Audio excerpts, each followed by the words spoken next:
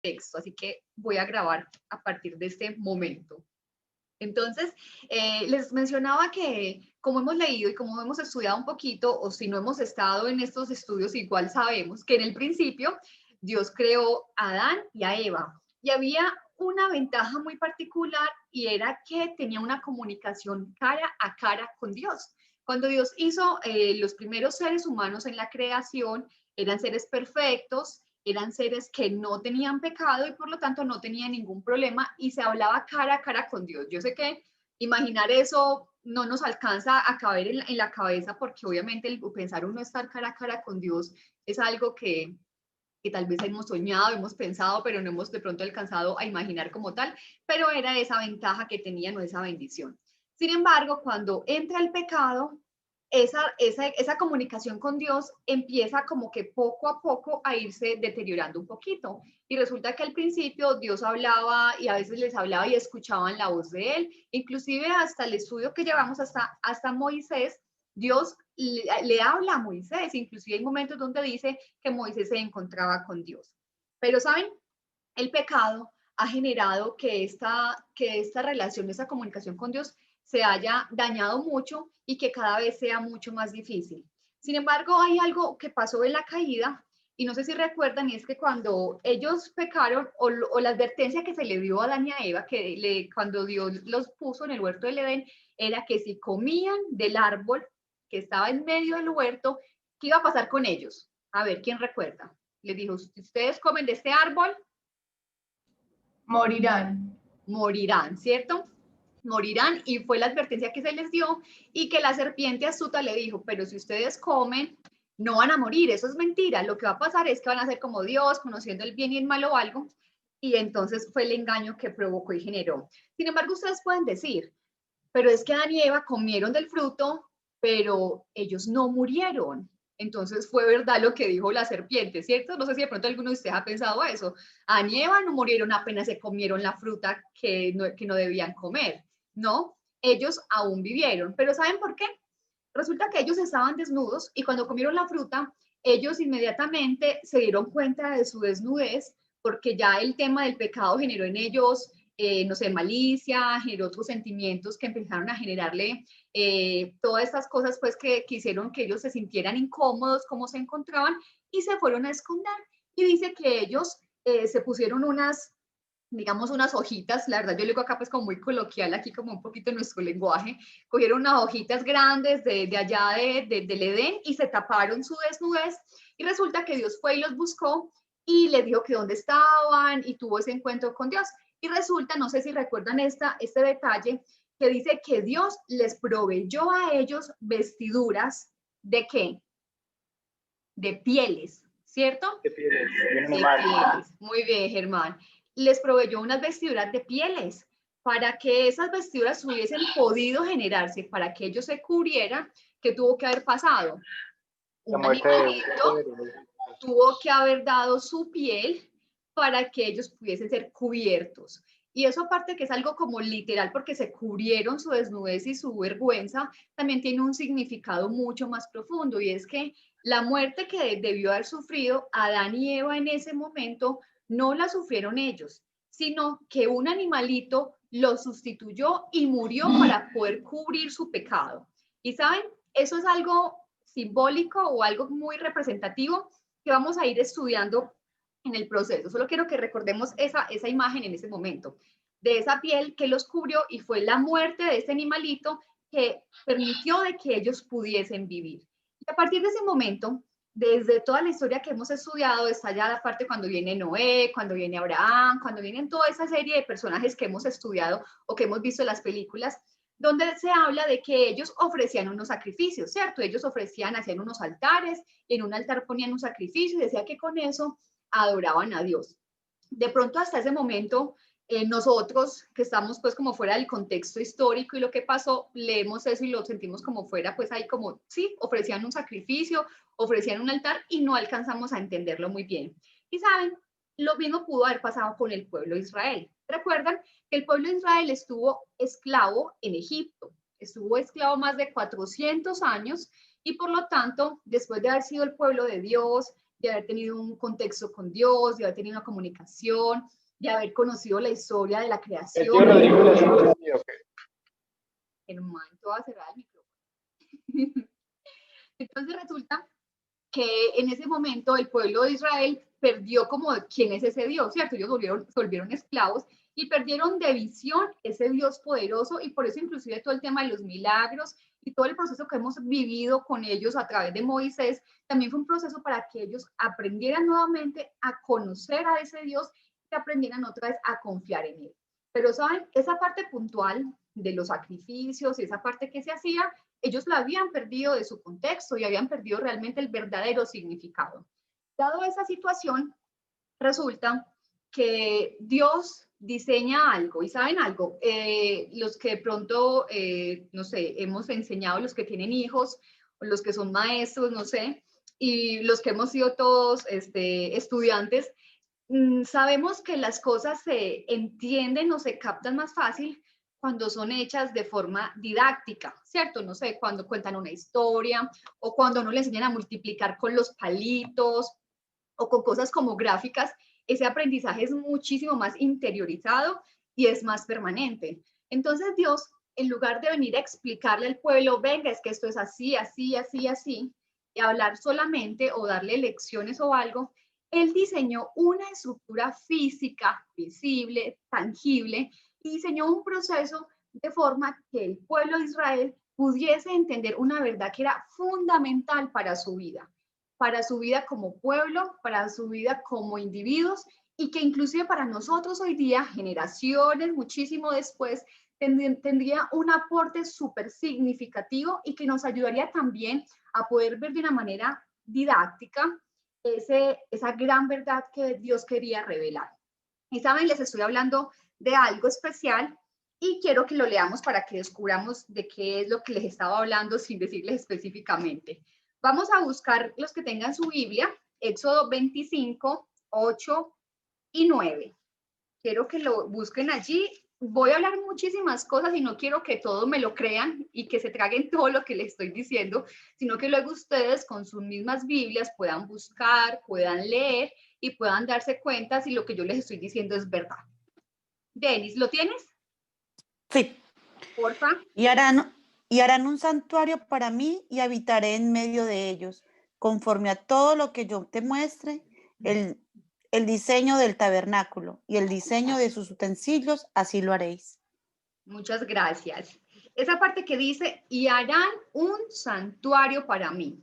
¿Saben? Dios desde el principio, cuando salieron de la tierra de Egipto, acompañó al pueblo. No sé si recuerdan que veíamos que ellos iban por el desierto y en el día era una nube que aparte de darles la sombra, los acompañaba. Y cuando la nube paraba, el pueblo paraba. O sea, eso es una cosa loquísima que uno como que se pone como a imaginar o ve las películas y uno lo ve como algo de ficción, pero fue real. O sea, Dios estaba con ellos y aunque no lo veían cara a cara, sabían que los estaba acompañando. Y de noche, ustedes saben que el desierto, no sé si saben, los que han estado en algún desierto o algo que no han escuchado, hace muchísimo frío. Aparte de la oscuridad, los animales y todo, dice que Dios los acompañaba en una columna de fuego, que la presencia de Dios estaba allí con ellos. Sin embargo, Dios siempre en su deseo, desde que nos creó, ha estado estar con nosotros, estar a nuestro lado, que nosotros podamos sentir que Él es nuestro Dios y que está allí. Y justamente es cuando viene esta petición donde le dice,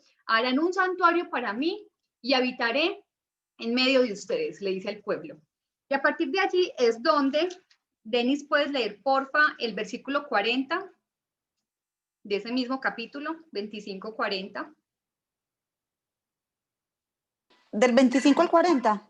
No, el versículo 40. Solo el 40. Ok. Sí. Mira y hazlos conforme al modelo que te ha sido mostrado en el monte. Listo, gracias. Y solo a leer esos dos versículos porque les digo que hay un montón de información. O sea, eso hay un detalle y un montón de cosas que si lo leemos, les digo que amanecemos aquí y nos queda faltando tiempo. Porque justamente vamos a hablar sobre eso, sobre el santuario, sobre el tabernáculo. No sé cómo lo hemos escuchado, pero es ese lugar, ese templo, digámoslo así, o esa casa que Dios le pidió a Moisés que construyera porque él quería estar en medio de su pueblo. Entonces es increíble cómo el hecho de pensar de que en un Dios infinito, poderoso, quiera estar en medio de un pueblo que, como hemos visto, ha sido un pueblo rebelde, ha sido un pueblo que eso cada rato se queja, que para qué me sacó de Egipto para morir acá, como hemos leído y estudiado un poquito. Mejor dicho, un pueblo que uno diría no me merecía nada y deben haberlos destruido y ya, pero no, Dios es un Dios de amor y misericordia. Y sencillamente dice, quiero estar en medio de mi pueblo como su Dios y como ustedes como mi pueblo. Y hay algo muy interesante que fue lo que acabamos de leer, y es que Dios le muestra un modelo o un diseño.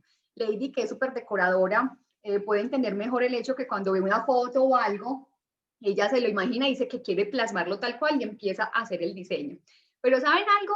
Si ustedes quieren ver todos esos capítulos que siguen después, a casi todo Éxodo, todo lo que sigue hasta finalizar Éxodo, está el detalle de ese santuario. Y es que es increíble porque, o sea, Dios no le dice a Moisés, haga un santuario, hágame una iglesia y listo. No, Dios le da el detalle de todo, o sea, es milimétrico, o sea, es todo el detalle de las medidas, detalle de los materiales, los detalles de cómo debían ir las cosas, las telas, las piedras preciosas, el oro, todo, absolutamente todo, Dios le da el detalle. Y saben, eso nos muestra que tenemos un Dios que le importan los detalles, o sea, un Dios que se preocupa por eso y que es un Dios detallista. Inclusive a veces cuando miramos las mismas flores, vemos la creación, no sé si ustedes han puesto a mirar, o los animalitos o algo, y uno dice, uy, increíble Dios, cómo se puso a diseñar este animalito tan chiquito, o cómo se puso a diseñar esta flor tan perfecta, pues como en su diseño y con unos detalles.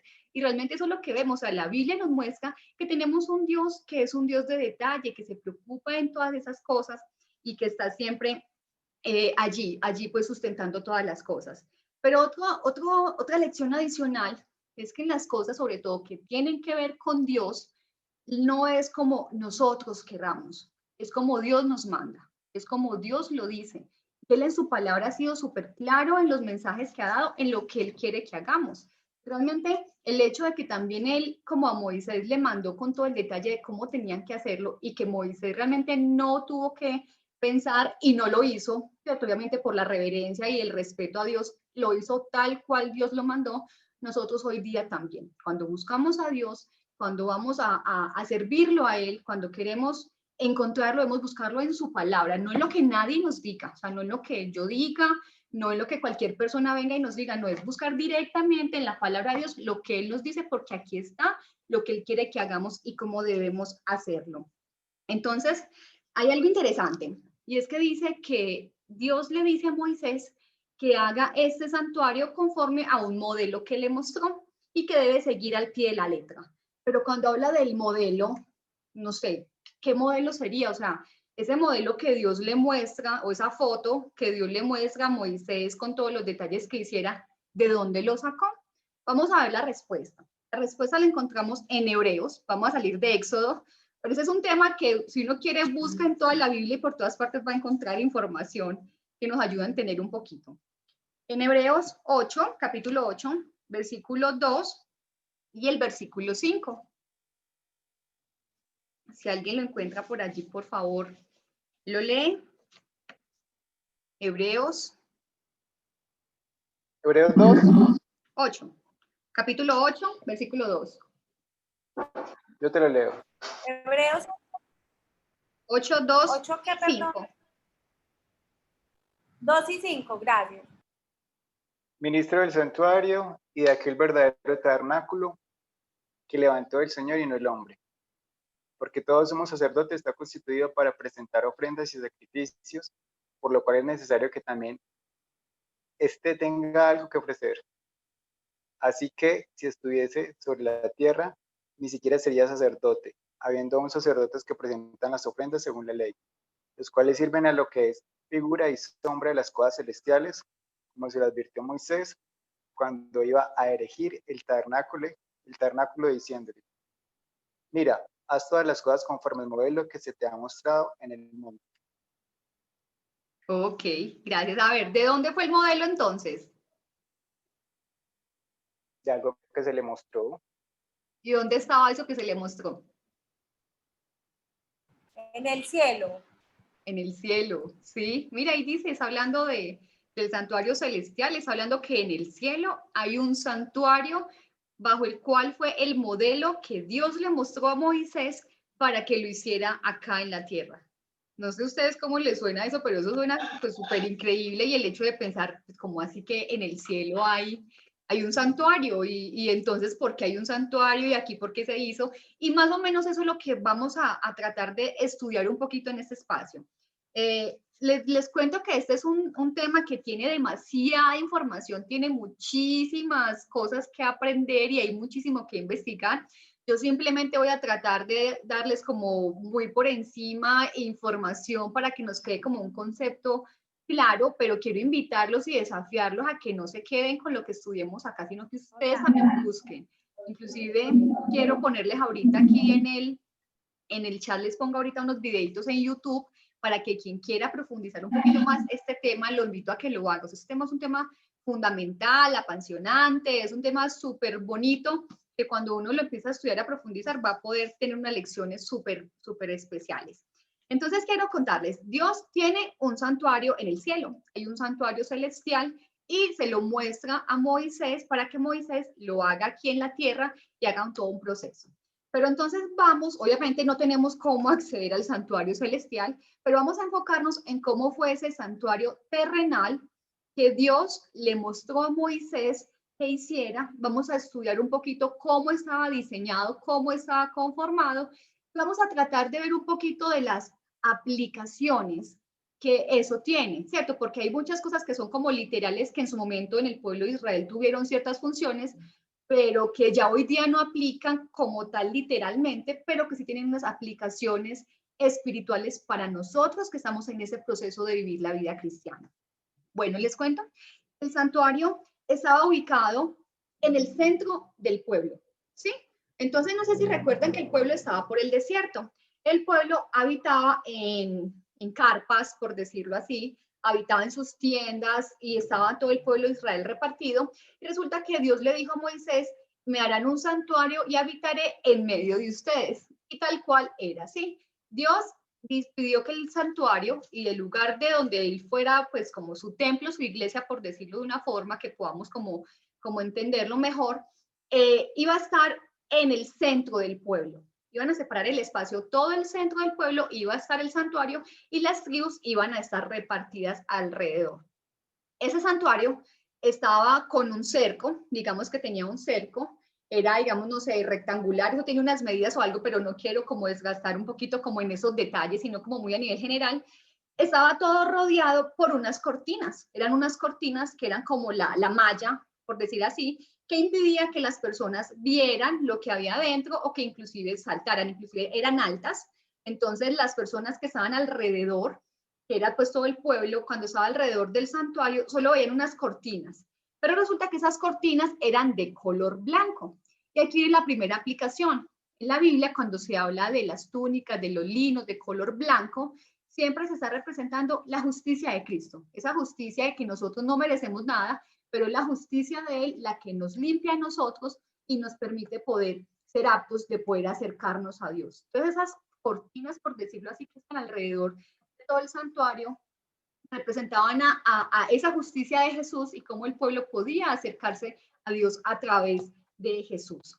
Bueno, vamos a continuar en el panorama o en el mapa mental que quiero que se vayan haciendo, y es que están las cortinas alrededor y resulta que había una puerta que estaba todo el frente, por decirlo así, de todo el santuario, y resulta que había una única puerta. Esa puerta tenía una estructura, unos diseños, unos colores y unas cosas que todo tiene significado, pero que solamente vamos a enfocarnos en que había una sola puerta para ingresar al santuario y que esa puerta también representa a Jesús, ¿cierto? El único acceso que nosotros tenemos para poder llegar a Dios, para poder llegar al Padre, es Jesús, así como solamente había una única puerta para poder entrar al santuario.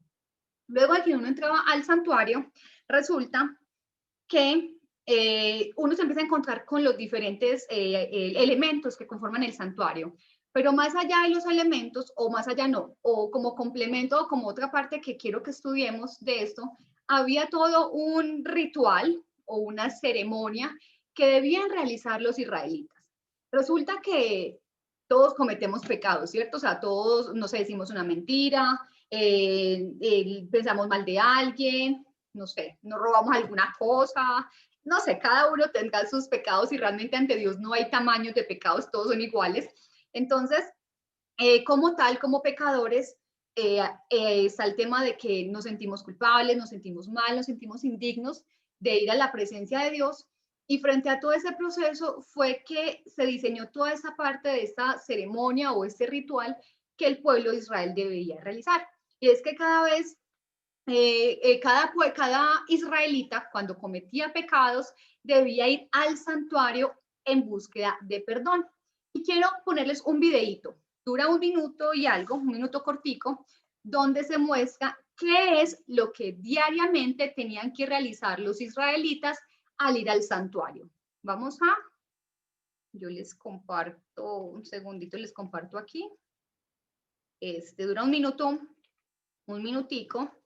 Vamos a prestar mucha atención porque aquí está de una manera súper clara y sencilla qué es lo que hacía el pueblo frente al santuario y para qué servía.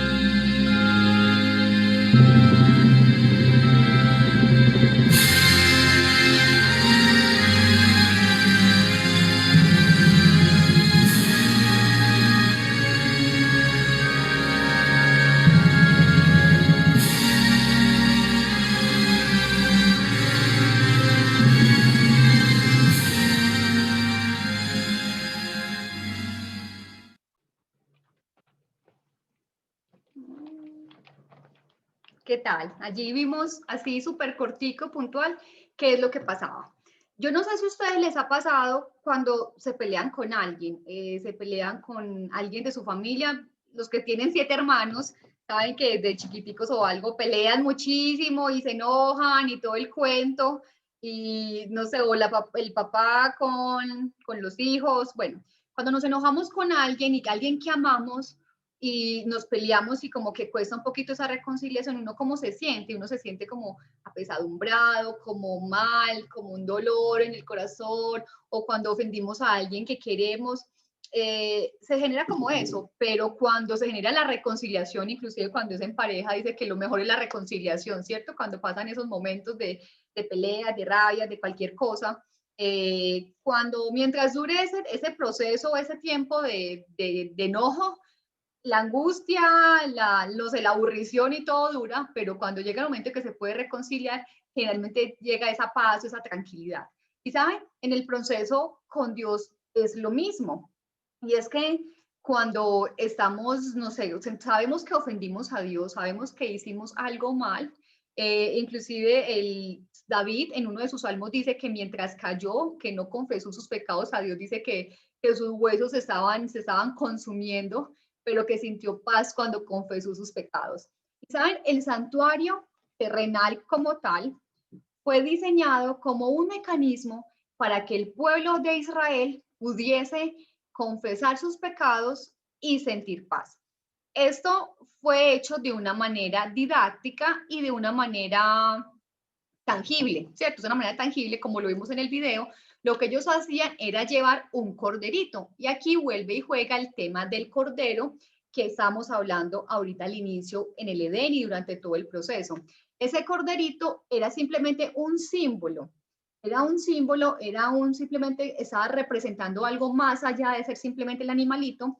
Y era donde el ser humano, la persona, el israelita, lo que hacía era llevar su corderito depositar sus pecados en el cordero. Y hay que algo súper importante, o sea, ellos en este momento que estamos ya viendo la parte del santuario, ellos iban directamente al santuario. Allí había un sacerdote que era el que ayudaba en el proceso, el acompañamiento, era como el mediador, por decirlo de alguna forma, estaba allí.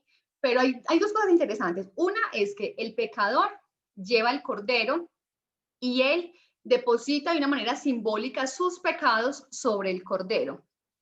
Otro tema importante para rescatar es que era el mismo pecador el que debía sacrificar ese cordero.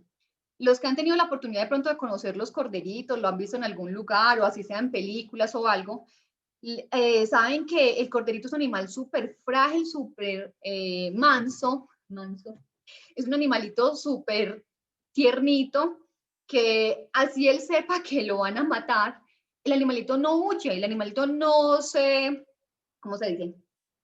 No se alborota para volarse para que no lo maten, sino que él se queda quieto. No se defiende. No se defiende, eso es más bonito, no se resiste en ese momento a que lo acaben, a que acaben con su vida, sino que el animalito se queda quietecito y humilde, acepta su destino. De esa forma, lo que está haciendo la persona que está llevando el corderito o lo que hacían cuando ofrecían los sacrificios, es decir, yo merezco morir por mis pecados, pero le estoy pasando mis pecados a este animalito y él va a morir por mí. Entonces degollaban el animalito y el sacerdote empezaba su rol. Miren que antes a eso, el sacerdote no tiene nada que hacer allí. Es el pecador con el cordero quien hace su proceso y es simplemente el sacerdote cogía el corderito y seguía todo un proceso de ritual en el santuario. Cuando hablamos de esto, de que el corderito fue el que tenía que llevar esa culpa o ese pecado, ¿en quién pensamos? A ver, vamos a buscar Juan 1:29.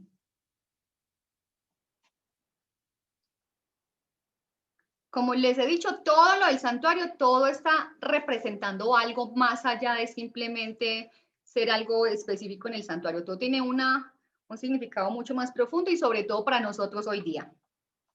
Juan 1:29, ¿alguien lo tiene?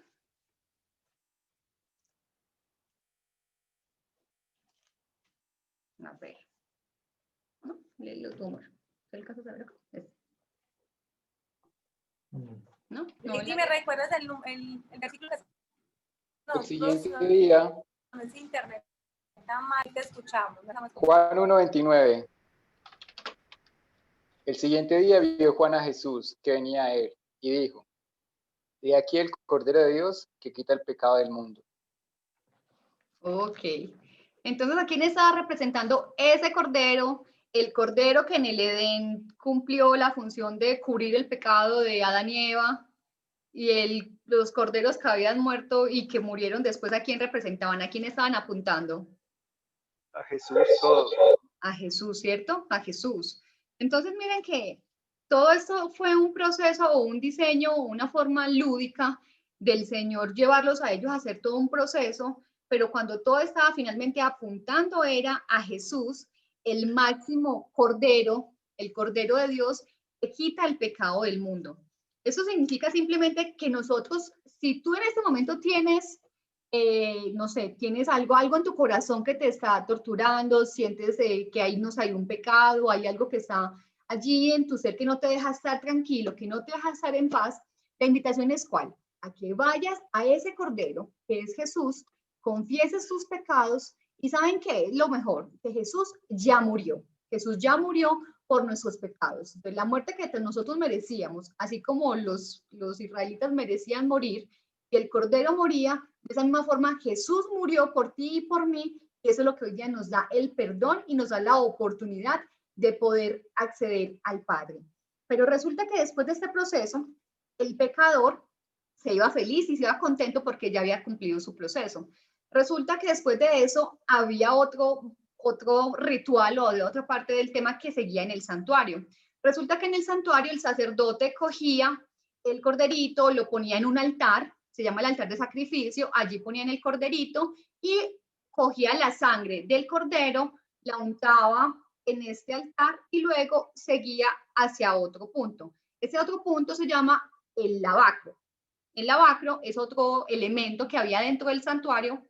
Dentro del santuario habían tres, ¿cómo se dicen? Como tres compartimentos. Había una parte externa, que es donde está el altar del sacrificio, que es donde se ponía el corderito y allí se untaba con sangre las punticas de ese altar, y estaba el lavacro. Toda esa parte externa se llamaba el atrio. Y luego ahí estaba el lavacro. El lavacro era una fuente de agua donde el sacerdote lo que hacía era que iba y lavaba sus manos, se purificaba para poder entrar al lugar santo, que era el siguiente compartimento que tenía el santuario. Esa agua también tiene un significado para nosotros hoy día. Así como el sacerdote en ese momento, esa agua, al lavarse, quedaba purificado y quedaba limpio para poder entrar al lugar santo. De la misma forma, cuando nosotros vamos a Jesús, confesamos nuestros pecados, Él nos perdona. Luego, que sigue su purificación, ¿cierto? Él también nos purifica, Él también nos limpia y nos hace aptos para poder pasar a su presencia. Resulta que luego el sacerdote entraba al lugar santo. El lugar santo es, por decir así, entraba a la sala del santuario como tal, y allí habían tres elementos especiales. Los voy a pasar muy rápido porque el tiempo está ya y me faltan un tema que es súper importante, así que quería mostrarles otro video y otra cosa, pero ahorita los dejo acá para que los busquen y no se imaginen, sino que hay un video donde les muestra el paso a paso y les muestra cada uno de los elementos, así que solo se los voy a mencionar. Cuando entran al lugar santo, había un candelabro que tenía 7 bracitos. Resulta que ese lugar santo era un lugar oscuro, pero el candelabro era el encargado de iluminar. A la vez, ese candelabro, para poder iluminar, tenía aceite y tenía que tener siempre aceite para poder estar encendido. Y aquí viene la aplicación. Ese candelabro está representando a el aceite, al Espíritu Santo, o sea, el aceite en la palabra de Dios, y yo creo que eso lo investiguen y que no se queden solo con lo que yo les diga, porque ahora no tengo cómo mostrarles todos los textos porque no terminaríamos, pero el aceite que conforma ese candelabro significa el Espíritu Santo que está en nuestras vidas y que nos permite poder iluminar. Cuando Jesús vino, Él fue la luz, ¿cierto? Él dijo, soy la luz del mundo, pero también dijo que nosotros éramos la luz del mundo. Entonces, o sea, todo el santuario, todo lo que se vivía en el santuario y todo lo que se hacía es parte de nuestra vida cristiana hoy día, ¿cierto? Porque nosotros vamos primero a Jesús, luego somos purificados y luego con el Espíritu Santo podemos ser luz. Adicional, en este lugar santo había una mesa con unos panes. Habían 12 panes que representaban las 12 tribus de Israel. Era una mesita y esos panes siempre se mantenían allí, el sacerdote los cambiaba. Esos panes también, ¿qué significan? Cuando hablamos de pan, hablamos del pan de vida. Cuando habla de que Jesús fue el pan de vida, y adicional también que nos acuerda cuando hablamos de pan, de la palabra de Dios, ¿cierto? Es el Espíritu Santo. Y es que en el proceso de la vida cristiana, nosotros debemos alimentarnos de la palabra de Dios porque ese es el pan espiritual que nos fortalece. Pero adicional, había otro elemento allí que era el altar del incienso. Ese altar del incienso resulta que le ponían, como dice, incienso, elevaba un aroma agradable en el lugar. Y ya enseguida les digo por qué inclusive ese aroma era fundamental allí. Pero, ¿saben? Así como ese incienso generaba un ambiente, un aroma agradable, el incienso iba subiendo, de la misma forma en que nuestras oraciones también suben a Dios. Nuestras oraciones suben en olor fragante a Dios. Por eso ese altar del incienso representa las oraciones que tú y yo hacemos a nuestro Dios. Entonces, si miran, cada uno de estos elementos tiene un significado especial dentro de la vida cristiana, dentro de lo que hoy día nosotros hacemos. Fue en su momento un elemento que significó algo vivencial que ellos tenían que hacer y que era algo representativo o simbólico que ellos tal vez no tenían el significado más a futuro de lo que nosotros hoy vemos, pero hoy día nosotros tenemos la oportunidad de poder vivenciarlo de una forma diferente. Lo más bonito de todo es que todo este tema del santuario representa el plan de salvación, es el plan de redención, donde nos muestra cómo Jesús es ese Cordero de Dios que quita el pecado del mundo y es el que nos da la oportunidad de poder ser perdonados y poder acceder al Padre. Y es que justamente en el lugar santo sigue otro compartimento y resulta que ese compartimento está separado por una cortina. Como les decía, las cortinas tienen colores, tamaños, diseños, tienen unos ángeles pintados, tienen todo, que todo tiene significado, pero que obviamente no nos da para estudiar eso, pero que es súper importante porque todo nos lleva a Dios y nos lleva a Jesús como el centro de la Biblia y como el centro de todas las cosas. Y resulta que en esa cortina pasaba algo muy especial. Y es que cuando fuera el pecador daba su corderito, el sacerdote recogía la sangre y el pecador se iba tranquilo, se iba perdonado y se iba en su corazón en paz porque decía, ya fui perdonado y mis pecados fueron depositados en el corderito. Sin embargo, la sangre que era recogida del corderito, el sacerdote iba y la aplicaba en la cortina que separaba el lugar santo del lugar santísimo. Esa cortina cargaba con la sangre, pero sabe, más que simplemente cargar con la sangre que se estaba depositando allí del cordero, eso tenía un simbolismo, y es que los pecados de todo el pueblo, todos los pecados que se confesaban, estaban siendo depositados allí en el santuario. Entonces el pecador se iba tranquilo, perdonado, pero en el santuario estaba quedando toda esa contaminación por todos los pecados del pueblo. Entonces, dado eso, también era el tema del incienso, ¿cierto? Se imaginen una sangre pegada a una cortina, también el olor que pudiese generar, entonces el incienso también servía para eso. Sin embargo, ustedes pensarán, pero ¿y entonces cómo así que el santuario se quedaba con eso? Y para toda la vida se quedaba esa sangre ahí pegada y se quedaba el santuario contaminado, o qué pasaba, cómo así que los pecados quedaban ahí. Y es la otra parte y la última que quiero enfocar. Bueno, antes de enfocar esa última parte, bueno, también hace parte de eso, les hablo del lugar santísimo. El lugar santísimo, que era esa cortina que separaba el lugar santo del lugar santísimo, es donde se encuentra o se encontraba el arca del pacto. Ustedes han visto películas, Indiana Jones, y le han puesto misticismos, y realmente no es el propósito de la Biblia, porque la Biblia no es de misticismo, sino es que tengan poderes especiales estos elementos, no hay ningún poder ni nada, que el que encontró el arca o el que encontró el candelabro, no, eran simplemente simbolismos de un plan de salvación y de cómo Dios estaba revelando sus verdades eternas a su pueblo. Simplemente el arca representaba la presencia de Dios. Cuando Dios bajaba al santuario, ese lugar santísimo se iluminaba, inclusive eso lo llamaban la Santa Shekinah, ese es un nombre que de pronto han escuchado ustedes, y era la presencia de Dios en ese lugar. Y saben, una vez al año pasaba algo especial, y era que era conocido como el día de la expiación. Y como les dije, resulta que todos los pecados quedaban de una manera simbólica en el santuario, y ese día del año, ese día de la expiación, el santuario era purificado. Es decir, todos los pecados que estaban allí iban a ser limpiados e iban a ser perdonados. Resulta que el pueblo, 10 días antes de ese día de expiación, se les empezaba a anunciar, no sé, empezaban a tocar las trompetas y se les empezaba a decir que iba a llegar el día de la expiación. Y resulta que se les avisaba con anticipación para que el pueblo empezara a hacerse como una especie de escudriñamiento y empezaran a mirar de pronto si había un pecado que no habían confesado, de pronto estaban enojados con el vecino, pidieran perdón. Era como un tiempo de reconciliación unos con otros y con Dios, para ese día llegar y estar en paz en el día de la expiación. Era un día súper solemne, era un día increíble para ellos. Inclusive la Biblia lo llama sábado.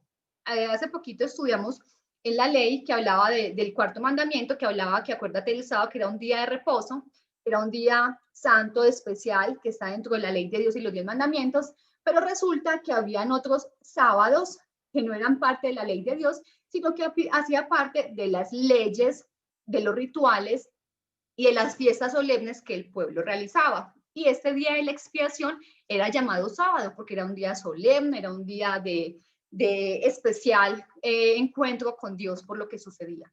Entonces, resulta que ese día el sumo sacerdote, ya después el próximo lunes vamos a hablar un poquito acerca de eso, el sumo sacerdote, que era como el principal de los sacerdotes, tenía un rol muy especial. Y resulta que ese día el sumo sacerdote entraba al lugar santo, pero entraba al lugar santísimo, o sea, al lugar santísimo donde estaba la presencia de Dios. Solamente podía entrar el sumo sacerdote y solamente lo hacía una vez al año. Y algo muy interesante, y es que aunque era el sumo sacerdote, pues que uno diría que era el santo o algo así, resulta que él antes de hacer ese proceso, él primero tenía que confesar sus pecados, tenía que arrepentirse ante Dios para poder llegar.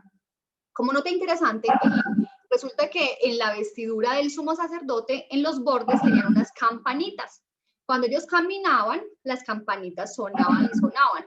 Pero resulta que eso tenía algo especial.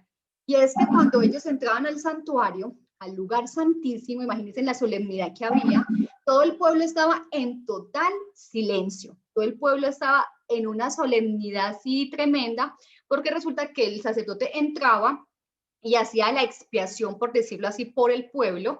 El sumo sacerdote hacía como esa intermediación entre el pueblo y Dios. Entonces iba al lugar santísimo y entraba. Entonces resulta que si el sacerdote no había confesado sus pecados o tenía algún pecado o había algo que no estaba bien, el sacerdote moría. O sea, el sacerdote inmediatamente moría al entrar al lugar santísimo porque iba a estar delante de la presencia de Dios. Entonces las campanitas le indicaba a la gente cuando dejaban de escuchar las campanas que había pasado. Se había muerto el sacerdote, el sumo sacerdote. Sin embargo, en la Biblia no se registra nunca eso. Entonces yo diría que nunca pasó, siempre fue un día de solemnidad y a pesar de la rebeldía del pueblo siempre se hizo de la manera adecuada. Entonces el sumo sacerdote entraba y hacía ese proceso. En ese día había algo especial. Habían dos corderos, dos machos cabríos, dos cabritas que se ofrecían. Entonces el día de expiación había un animalito, un corderito que representaba a Dios o representaba, como ya sabemos, a Jesús. Entonces ese corderito era sacrificado y moría por todos los pecados y el perdón de los pecados del pueblo. Pero había otro cordero que era el que representaba el mal. En ese momento lo llamaban, no recuerdo el nombre, pero era lo opuesto a Dios, lo opuesto a Jesús. Entonces nosotros ya sabemos cómo se llama Satanás. Era un corderito que iba en nombre del enemigo de Dios, y sobre ese animalito, sobre ese macho cabrío, eran depositados todos los pecados del pueblo. Piensen en esto y miren en esto. Uno representaba a Jesús, que moría por todos los pecados y eran perdonados. Pero finalmente todos los pecados del pueblo, ese día de expiación, eran cargados sobre ese otro macho cabrío, sobre ese otro cordero, ese otro animalito, y era enviado al desierto para que muriera. De esa forma, el pueblo era perdonado definitivamente y el santuario era purificado. Eso era lo que se hacía en el santuario terrenal. Ese era todo el proceso. Entonces, ese plan diseñado a través del santuario terrenal, lo que permitía visualizar y lo que nos permite nosotros ver hoy día es el plan de salvación, el plan que Dios diseñó. Inclusive hay algo interesante, y es que desde antes de que pasara toda la caída y de que entrara el pecado, ya había un plan de salvación diseñado por si el hombre pecaba. Eso lo encontramos en la Biblia, no lo vamos a leer, pero los digo por si lo quieren leer. En Apocalipsis 13:8 y 1 de Pedro 1:18 al 20, habla de que Jesús es el Cordero que fue inmolado desde antes de la fundación del mundo. O sea, esto es desde antes que fuese creado el mundo, ya Jesús había sido diseñado, ya había sido elegido, por decirlo así, o ya se había ofrecido como ese cordero que iba a perdonar los pecados. Y es que Dios nos creó, y como nos creó con libre albedrío, Él diseñó ese plan, decía, si el hombre, el otro es 1 de Pedro 1:18 al 20, si el hombre peca, si la humanidad peca, que no es el plan de Dios, no es el plan que Él tenía, ya hay un plan de salvación diseñado. Entonces, cuando Adán y Eva pecan, ya está ese Cordero de Dios, que es Jesús, dispuesto a venir a morir en el lugar del pecador. Por eso el plan diseñado a través del santuario celestial está revelando eso, está revelando cómo Jesús es ese único medio que tenemos para acceder a Dios, es ese único medio que tenemos para que nuestros pecados sean perdonados, y por eso la invitación es, si tenemos pecados, si tenemos cosas de que arrepentirnos, vayamos directamente a Jesús, porque es el único mediador entre Dios y los hombres. Eso está en 1 de Timoteo 2:5, que dice que Jesús es el único mediador. Entonces, por eso cuando vamos necesitamos perdón, necesitamos buscar, vamos directamente a Jesús, que es ese Cordero que muere por nosotros y que nos da el perdón. Pero ¿saben algo? Y quiero terminar con eso porque ya el tiempo se fue. Les pido disculpas que me alargué un poquito, pero no se imaginan, le estoy resumiendo así porque esto tiene una cantidad de información y tiene un montón de detalles y cosas súper bonitas que traté como de enfocarme como en algunas cosas, pero resulta que ese día, estamos hablando de que hay un santuario celestial, ¿cierto? Y no voy a hablar mucho sobre eso, simplemente les quiero decir, Jesús fue ese Cordero de Dios que vino y murió por nosotros. Incluso hay un detalle que se me había pasado, es que cuando Jesús muere en la cruz del Calvario, hay un evento especial que aparece en Marcos. Ya les digo, estoy anotando ahí los textos para que los lean y los busquen con calma. En Marcos 15:38 dice que cuando Jesús muere en la cruz del Calvario y dice, consumado es, pasa algo muy especial, y es que en ese momento del santuario, ya no era un santuario pues como en el desierto porque ya estaban en sus ciudades, era un templo, un templo diseñado. Dice que el templo, el velo del templo, el que unía el lugar santo y el lugar santísimo, se rasgó. ¿Recuerdan eso? ¿Lo han leído? Dice que se rasgó de arriba a abajo. Recuerden que el único que podía entrar al lugar santísimo y que podía ver eso era el sumo sacerdote. Sin embargo, el día en que Jesús muere, ese velo se rasga, ese velo se rasga. Con eso se está representando que ya no era necesario continuar con esos sacrificios. Hasta ese momento en que Jesús muere, el pueblo de Israel seguía haciendo lo que vimos ahorita en el video y lo que leímos y lo que les he contado. El pueblo seguía, no en un santuario como tal, sino en un templo ya diseñado, pues en una casa construida, pero tenía todos los elementos y seguían haciendo eso. Cuando Jesús muere, ese velo se rasga y de esa forma dice, ya no tienen que seguir matando corderitos. Por eso es que nosotros hoy día no tenemos que ir a matar un corderito ni hacer nada de estas cosas, porque ya Jesús, a quien ese cordero estaba representando y a quien todo ese ritual estaba representando, ya vino y fue una realidad, y hoy día tú y yo lo tenemos acceso a él para poder ser perdonados. De esa forma, es lo que se llama la ley ceremonial. Esa ley de rituales y todo es abolida cuando Jesús muere y simplemente nosotros tenemos acceso directo.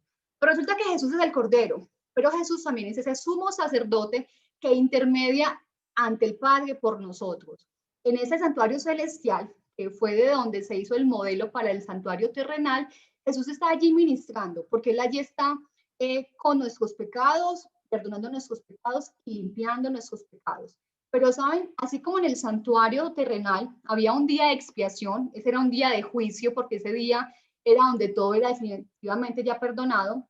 De esa misma forma, nosotros también vamos a tener un día de juicio, y es un día de expiación, donde finalmente los pecados van a ser perdonados, ya pues como se dice, del todo definitivamente, desaparecidos de la faz de la tierra, donde tú y yo vamos a poder decir, somos perdonados porque Jesús me perdonó, donde vamos a poder estar ya tranquilos y definitivamente para siempre libres. Y sobre todo es que todos los pecados que tú y yo cometimos, que confesamos y que Jesús perdonó, también van a ser depositados sobre ese enemigo y va a ser ya desaparecido para siempre. Esto, así, esta última parte es súper bonita, especial y súper importante, pero simplemente quiero tocarla y dejarla allí, porque quiero dejarlos inquietos. O sea, como les decía ahorita, este tema es súper amplio, porque cuando uno lo estudia, miren que uno empieza a hablar desde Génesis y llega hasta Apocalipsis y hasta el final, porque está hablando de todo el plan de salvación. O sea, este santuario es súper fundamental que nosotros lo estudiemos, lo aprendamos, porque fue la forma que Dios encontró de revelarnos el plan de salvación. O sea, la Biblia, todo lo que se ve, todos los personajes, toda la historia, es un Dios trabajando por tu salvación y por la mía. Y simplemente esa salvación está representada en Jesús, está representada en lo que Él hizo en la cruz del Calvario, en ese Cordero que murió por ti, que murió por mí, y que lo único que tenemos que hacer es ir a Él. Eso es lo único que tenemos que hacer, es así de sencillo. O sea, ese plan es tan sencillo que solamente es ir a Jesús, confesar nuestros pecados como en ese corderito lo hacían en su momento, y Él va a morir, ya murió inclusive en nuestro lugar, y por eso es que nosotros hoy día tenemos la oportunidad de poder ser salvos y disfrutar lo que Él tiene preparado para nosotros. Bueno, hasta ahí respiro.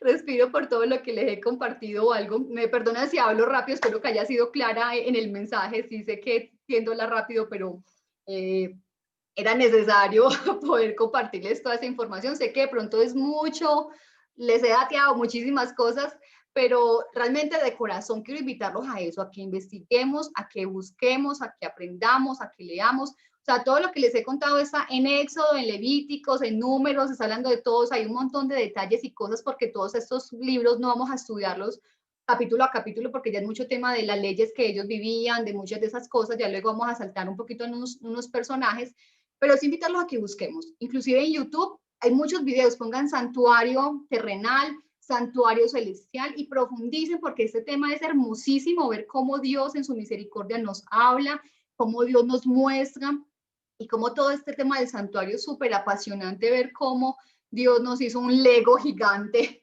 que fue ese santuario terrenal para que nosotros pudiésemos aprender. Así que quiero invitarles para que oremos y cerremos ya este momento de estudio y ya podamos despedirnos. Vamos a orar, inclinemos el rostro. Bondadoso Señor, gracias porque eres bueno, porque eres grandioso con nosotros, gracias porque nos permites estudiar en tu palabra. Hay misterios, hay temas profundos y cosas, Señor, que encontramos en tu palabra, pero que tú nos has también diseñado, nos has dejado para que podamos entender. El plan de salvación es fundamental para nuestras vidas y sobre todo la esperanza que tenemos en ti de esa vida eterna y del perdón de pecados, oh Señor. Ayúdanos a poder estudiar más de ti, deja nuestros corazones inquietos para poder seguir profundizando, para poder seguir leyendo, para seguir buscando y aprendiendo lo que tú tienes, Señor, para decirnos. Bendice a cada uno de los que nos encontramos acá, tú conoces nuestras necesidades, sabes si hay enfermos, sabes si hay tristeza, sabes si hay necesidades materiales y queremos dejar todo en tus manos para que tú puedas suplirlas y puedas, Dios, responder cada petición que tenemos en esta noche. Señor, quédate con nosotros y que esta semana podamos estar renovados, fortalecidos en ti para poder enfrentar todo lo que se venga porque estamos de tu mano, Señor. Quédate con nosotros y danos tu bendición porque todo, Señor, lo pedimos en el nombre de Jesús. Amén. Bueno, agradecemos a todos por la asistencia. Los invitamos para que entre 8 días vuelvan a conectarse con nosotros, seguir con los temas y grandes misterios de la Biblia. Por favor, recuerden poner sus peticiones en el chat. Oraremos por cada uno de ustedes y por las peticiones que nos pongan en el grupo. Todos los días estamos orando. Nos vamos a poner en el muro. Gracias a Esperanza, espero que le haya gustado la reunión y que se siga conectando con nosotros. Es aprender de realmente de las partes de la Biblia poco a poco. Son, como dice Lady, son mucha información, pero si ponemos ese granito de arena de indagar, de buscar más, vamos a aprender muchas cosas. Y la idea es que unidos sigamos orando unos por otros, las necesidades que tengamos y agradecimientos. También tengamos en cuenta, ahí estamos leyendo las peticiones. Gracias por asistir y bueno, ahí teníamos a una chica que se llamaba Nancy, es del colegio de Juanjo, se conectó por un instante y ya luego se nos desconectó. Vamos a darle gracias, yo voy a orar por ella y voy a darle gracias por conectarse en un instante y lo voy a explicar. Porque yo pongo el tema pues como en el muro del chat y bueno, y cada vez se ingresan personas nuevas y eso es lo que necesitamos para que la gente conozca de este maravilloso grupo, que además seamos más unidos, uniéndonos a orar unos por otros. Bueno, no es más. Bueno, quiero también decir algo que ahorita le dije a Alejandra Mejía.